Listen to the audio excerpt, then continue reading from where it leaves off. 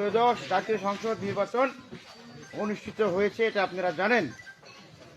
সেই নির্বাচনের কেন্দ্রীয় ঘোষিত যে ফলাফল, অর্থাৎ কেন্দ্রের প্রধান প্রিজাইডিং অফিসারের স্বাক্ষরিত ফলাফল অনুযায়ী এই 56-5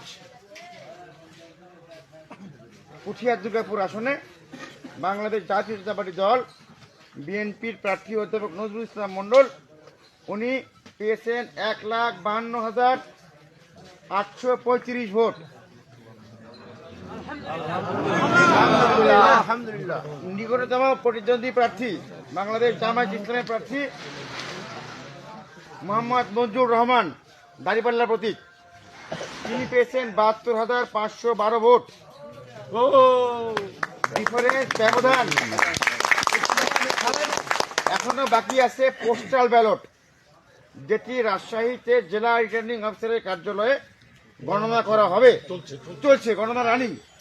সেই ভোটটি ব্যতীত যেটি ফিজিক্যাল ভোট, অর্থাৎ সশরীরে পুঠিয়া এবং দুর্গাপুরের সমস্ত 132টি কেন্দ্রে যারা ভোট প্রদান করেছেন সেটির ফলাফল হচ্ছে এটি।